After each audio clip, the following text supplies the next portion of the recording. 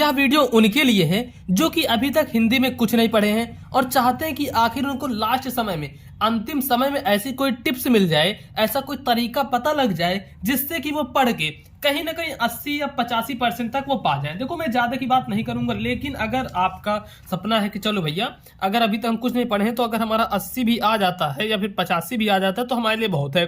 तो यह वीडियो उन्हीं स्टूडेंट के लिए होने वाली है।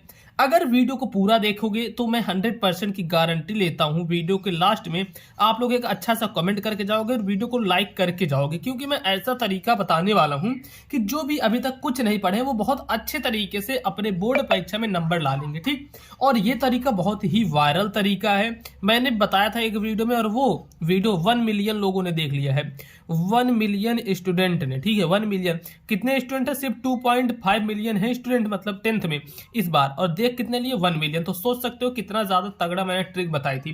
तो आप सभी भी यह ट्रिक देखो, और जिनको देखो जो पढ़ने में अच्छे हैं, जिनको लगता है कि हाँ भैया हम पढ़ लेंगे, उनका तो यार देखो 90% 95% आएगा ही आएगा, वो किसी के मतलब कोई रोक नहीं पाएगा। लेकिन अगर आप चाहते हो कि 80 आ जाए, 85 आ जाए, तो बहुत बड़ी अपॉर्चुनिटी है आपके लिए। तो इस वीडियो की ओर आप बढ़ सकते हो आगे। देखते हैं यहाँ पर खंड बा जो कि है वर्णात्मक प्रश्न। ये मैंने ऐसे क्यों लिखा है, अभी इन सब चीजों पर भी हम आगे बढ़ेंगे। उससे पहले एक चीज मैं आपको बता दूं कि अगर आपको कहीं दिक्कत है तो इंस्टाग्राम के लिंक डिस्क्रिप्शन में है।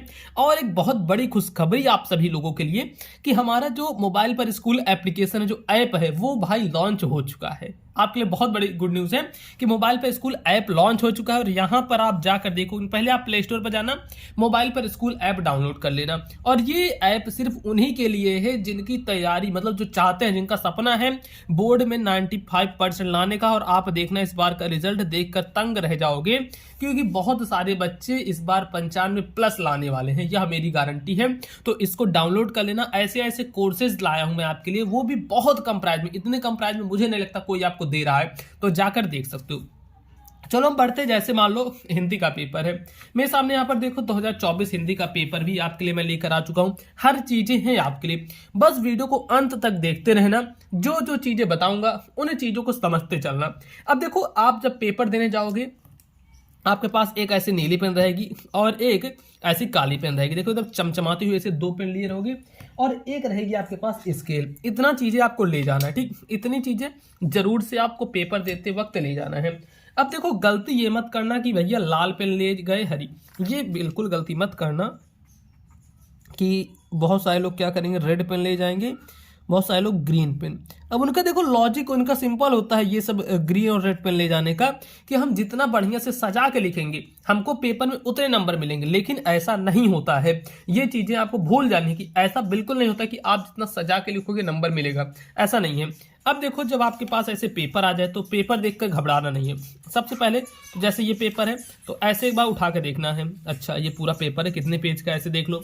फिर देखो कि आपको ऊपर ऊपर से 2-4-5 मिनट में ऐसे खोलना है और देखना कि आखिर इसमें कौन सा क्वेश्चन है, फिर कौन सा क्वेश्चन का आपको आंसर आ है। जैसे खंड बा है, फिर आता है अथवा करके, इसके बाद दूसरा दिया गया है। ऐसे ऐसे देख लो, फिर आप इसमें समझो कि आखिर भाई इसमें से कौन सा है क्वेश्चन जो कि हमको आ रहा है। अब उसमें पता लगा कि 70 नंबर का टोटल क्वेश्चन है। देखते चलना, बहुत इंपॉर्टेंट चीज मैं आपको बता रहा हूं। आपको पता लग रहा है कि देखो 70 नंबर का हमारा पेपर है। अब 70 नंबर के पेपर में हमको सिर्फ 15 नंबर का ही आ रहा है। ठीक, तो अब आगे हम कैसे कहें, बहुत सारे लोगों को हो सकता है कि 30 नंबर का आ रहा हो, बहुत सारे लोगों को हो सकता है कि कुछ भी ना आ रहा हो, तो वो सब कैसे करेंगे। तो देखो 15 नंबर का मान लो आ रहा है, ठीक, तो यहाँ पर सबसे पहले जो ऑब्जेक्टिव क्वेश्चन उसको छोड़ना है। ऑब्जेक्टिव मैं अभी बाद में बताऊंगा कि ऑब्जेक्टिव में क्या करोगे, बहुविकल्पी में क्या करोगे। ऑब्जेक्टिव छोड़ने के बाद जब इतना छोड़ोगे तो देखो यहाँ पर आ गया जैसे खंड बा। अब खंड बा क्या है हमारा, वर्णात्मक प्रश्न दिया गया है ना, क्या दिया है, वर्णात्मक प्रश्न। अब इसमें से समझो आपको कुछ भी नहीं आ रहा है, लेकिन एक तरीका है आपके पास जो कि है लिखने का तरीका, कॉपी लिखने का ढंग। वो जो समझ गया, समझ लो कि वो बिना कुछ पढ़े, बिना कुछ याद किए बहुत अच्छे नंबर 90% तक भी पा सकता है, क्योंकि सारा खेल होता है लिखने का। जो एग्जामिनर होता है, जो आपकी कॉपी चेक करता है, वह पूरा ध्यान देता है कि आखिर बच्चे ने लिखा कैसे है। अगर बच्चे की लिखावट सही है, जो स्टूडेंट है उसकी लिखावट अच्छी है, तो वो अच्छे नंबर दे देगा आपको, इतना ध्यान रखना। तो देखो मान लो ऐसे कर दिया और आपका इतनी चीजें हो गई। अब क्या है, खंड बा आता है। खंड बा है वर्णात्मक प्रश्न। अब देखो वर्णात्मक प्रश्न है तो यहां पर आओगे, ठीक, ऐसे आना लिखना। खंड ब वर्णात्मक प्रश्न, इतना लिख दिए। काली पेन से लिखना है, ये स्केल लेनी है, जैसे यहाँ पर अंडरलाइन किया है तो ये अंडरलाइन कर देना है, ठीक। ये देखो ऐसे एक अंडरलाइन कर देना है, ठीक है। चलो ऐसे अंडरलाइन कर दिए। अब उसके बाद फिर देखना है कौन सा प्रश्न है, और उन्हीं प्रश्नों को पहले आपको उठाना है जो कि लगे कि हाँ भाई ये प्रश्न तो मैं कर सकता हूँ, या फिर हाँ थोड़ा बहुत अच्छे तरीके से मैं कर सकता हूँ। मैं फिर से एक बार बोलता हूँ, पूरा चीज आपके सिर्फ कॉपी लिखने पर ही डिपेंड करेगा। जितनी भी चीजें हैं पूरी की पूरी कॉपी लिखने पर ही डिपेंड करेंगी। अब देखो वर्णात्मक प्रश्न यहाँ पर है खंड ब का, और ये पहला है तो आप यहाँ पर डाल दोगे प्रश्नोत्तर संख्या 1। ये सब डालना जरूरी है। इसको डालने से क्या होगा कि जो भी टीचर रहेगा उसको समझ में आ जाएगा कि आखिर किस प्रश्न का उत्तर दिया गया है। अब देखो बहुत सारे बच्चे यहीं से डायरेक्ट संदर्भ डाल के लिखना शुरू कर देते हैं, लेकिन नहीं, ऐसे नहीं लिखना है। सबसे पहले ऊपर दिखाना पड़ेगा कि किस गद्यांश का हल कर रहे हो, क्योंकि यहां पर क्या है, एक ये है आज हम इसी निर्मल शुद्ध शीतल, ये वाला गद्यांश, और इसी के देखो अथवा करके है ये वाला गद्यांश, जो कि है यह कोई बात नहीं है कि एक ही स्वभाव और रुचि के लोगों में ही मित्रता हो सकती है, ठीक। तो हम देखो क्या करेंगे, जैसे कि ये वाला हम उठा लिए, आज हम इसी निर्मल शुद्ध, ये तो मैं जस्ट एक एग्जाम्पल के लिए लिखा हूं। यहां पर उठाना है, यहां से तीन अक्षर, यहां से 3 अक्षर ऐसे लिख देना है। उसके बाद में संदर्भ। अब देखो यहां पर मुझे पता है ये भारतीय संस्कृत का है ये वाला, लेकिन हम इसका संदर्भ लिखे हैं, तो इसका संदर्भ क्या है, उपयुक्त गद्यांश का संदर्भ लिखिए। तो संदर्भ ऐसे लिखना, प्रस्तुत गद्यांश हमारी पाठ्य पुस्तक हिंदी के गद्य खंड में संकलित मित्रता नामक पाठ से लिया गया है। इसके लेखक कौन है, इसके लेखक है आचार्य रामचंद्र शुक्ल। अब देखो भाई इतना करने के बाद यहां पर एक चीज ध्यान देना, ये जो आपको ध्यान देने वाली चीज है कि जैसे यहाँ पर गद्य खंड लिखा गया है, देखो काली पेन से लिखा गया है, ठीक। और यहाँ पर मित्रता है तो मित्रता भी काली पेन से लिखा गया है, मतलब मेन जो चीजें हैं उसको काली पेन से लिखे। जैसे इसके अलावा इसके लेखक कौन है, आचार्य रामचंद्र शुक्ल, तो इसको लिखे। अब आता है हमारा सेकंड नंबर, रेखांकित अंश की व्याख्या करना। अब देखो रेखांकित अंश की व्याख्या कैसे करोगे स्टूडेंट्स, मैं आपको ये चीज बताता हूं। मान लो कि आपको कुछ भी नहीं आ रहा है ना, तो कैसे करोगे, अगर रेखांकित अंशों की व्याख्या करनी है तो कैसे करोगे, तो आपको ऐसे करना है कि मतलब इसका आपको व्याख्या करना आ ही नहीं रहा है बिल्कुल भी, तो लिखना है कि लेखक कहते हैं कि, यहां से लिखना कि या फिर ऐसे लिख दो। देखो हाँ, बना के लिखने का तरीका मैं बताता हूं। ऐसे लिखोगे कि प्रस्तुत गद्यांश में लेखक कहते हैं कि, प्रस्तुत गद्यांश में लेखक कहते हैं कि, प्रस्तुत गद्यांश में लेखक कहते हैं कि। अब उसके बाद या आपको ये करना, जहां से भी रेखा रहे पूरा सेम टू सेम उतार देना। नहीं आ रहा है तो मैं आपके लिए बता रहा हूं, अगर कुछ भी नहीं आ रहा है तो यहां से उतारना शुरू करो। यह कोई बात नहीं है कि एक ही स्वभाव और रुचि, यहां से लिख दो कि यह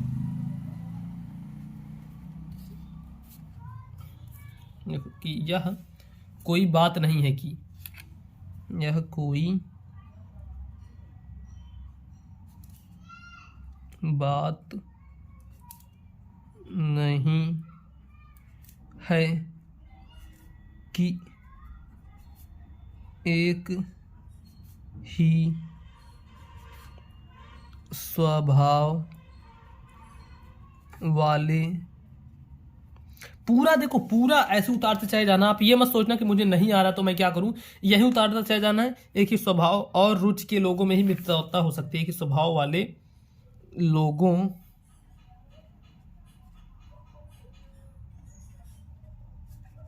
में मित्रता हो सकती है, ठीक। एक ही स्वभाव वाले लोगों में ही मित्रता हो सकती है। अब यही सेम चीज ऐसे उतारते पूरा चले जाना है।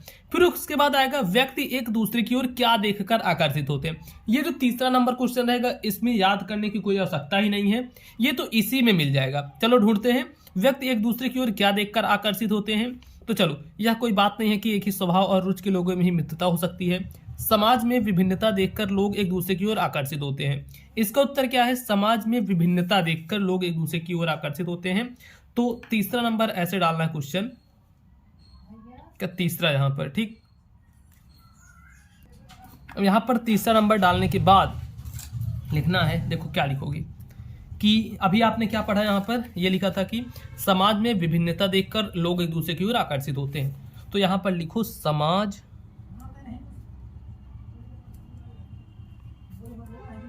में विभिन्नता देखकर लोग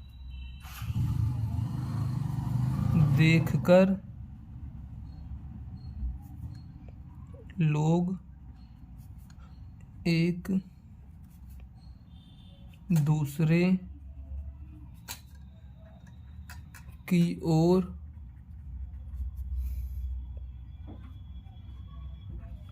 आकर्षित होते हैं। समाज में विभिन्नता देखकर लोग एक दूसरे की ओर आकर्षित होते हैं, इस प्रकार से। अब देखो उसके बाद आना है आपको तीसरे पेज पे, देखो दूसरे पेज पे। तो उस पे भी क्या करना है, ऐसे सेम करना है, ऐसे अंडरलाइन कर देनी है। देखो ये सब करना जरूरी होता है, ये सब करना जरूरी होता है। मैं आपको फिर से बता देता हूँ, काफ़ी ज़्यादा इंपॉर्टेंट होता है। इससे एग्जामिनर के ऊपर बहुत अच्छा इफेक्ट पड़ता है। मतलब वो जब देखता है ना कि हाँ बच्चे ने ऐसे लिखा है, तो वो सोचता है कि हाँ पढ़ने वाला स्टूडेंट होगा तभी उसने ऐसे लिखा है। अब ऐसे करना है। फिर यहाँ पर देखो दूसरा नंबर क्वेश्चन क्या है, आपको कुछ नहीं आ रहा तब मैं बता रहा हूँ। दूसरा नंबर क्वेश्चन है, दिए गए पद्यांश पर आधारित प्रश्नों के उत्तर दीजिए। तो फिर देखो दूसरा डालना है, ऐसे यहाँ पर डाल दो, प्रश्नोत्तर संख्या 2, ठीक। प्रश्नोत्तर संख्या 2 डाल दो और नीचे ऐसे कर दो यहाँ पे अंडरलाइन, ठीक। इतना करना है। फिर यहाँ पे सेम चीजें पूछा होगा। ये देखो, उपयुक्त पद्यांश का संदर्भ लिखिए, रेखांकित अंश की व्याख्या कीजिए, मधुकर शब्द का अर्थ। उससे पहले यह दिखाना जरूरी है कि यह कौन सा वाला है पद्यांश। तो यहाँ पे देखो, निर्गुण कौन देश से लेकर यहाँ तक लिखो, निर्गुण कौन देश, लिखो निर्गुण कौन देश, फिर इसे डॉट डॉट करते जाना। और उसके बाद फिर लिखना है, लास्ट में क्या आता है, ये देखो मतिनासी। तो लिख दो मति नासी, ऐसे कर दो। फिर यहां से देखो, अब इसका सबसे पहले उपयुक्त पद्यांश का संदर्भ लिखिए। तो संदर्भ के लिए फर्स्ट ऐसे डालना और लिख देना यहां पर संदर्भ। अब सेम चीजें फिर संदर्भ में ऐसे लिख देना कि प्रस्तुत पद्यांश, प्रस्तुत, देखो संदर्भ आ रहा तो लिख देना, नहीं तो कोई जरूरी नहीं है। 2 नंबर रहता है संदर्भ का, मिलेगा तो मिलेगा, नहीं तो दूसरा चीज आप करना, मैं बता। प्रस्तुत पद्यांश हमारी पाठ्य पुस्तक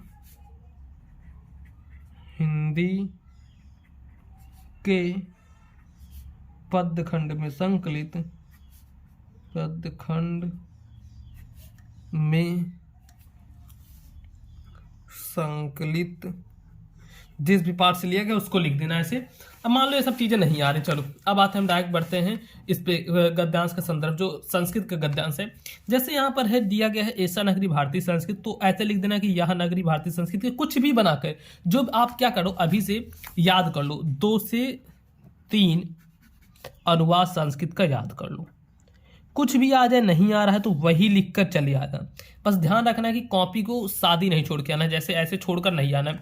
ऐसे प्रश्नोत्तर संख्या सब डाल डूल के अच्छे से लिखना है। ये मत करना कि कॉपी सादी छोड़ के चले आओगे, ऐसे छोड़ के आओगे नंबर नहीं मिलेगा। बना बना के लिखना, जैसे खंडकाव्य आ गया, खंडकाव्य लिखने का तरीका मैं बता रहा हूँ। अब उसके बाद क्या आता है, जैसे जीवन परिचय, जीवन परिचय का इन सबका देखो यार ट्रिक मैं बताया हूँ ना। जैसे जीवन परिचय आया तो प्रश्नोत्तर संख्या 6 है, तो ऐसे लिखो प्रश्नोत्तर संख्या 6। अब जिनका भी जीवन परिचय लिख रहा हो, जैसे जयशंकर प्रसाद का लिख दो, जयशंकर प्रसाद, जयशंकर प्रसाद। उसके बाद फिर क्या करना है, इनका अगर नाम जन्म ये सब नहीं पता है तो डायरेक्ट यहाँ पर डालो जीवन परिचय। मान लो कुछ नहीं आ रहा है तो जीवन परिचय। और देखो एक मैंने ट्रिक बताई थी कि साइड में लिख लिया करो ऐसे कॉलम बना के, लेकिन अगर कुछ नहीं आ रहा तो मत लिखना, नहीं तो अगर गलत गलत लिखोगे तो एग्जाम की नजर जाएगी और वो नंबर काट देगा। तो अब इनके बारे में कुछ भी थ्योरी अगर पता हो तो लिख सकते हो, जैसे ऐसे लिख दो कि जयशंकर प्रसाद जी, लिख दो हिंदी के एक महान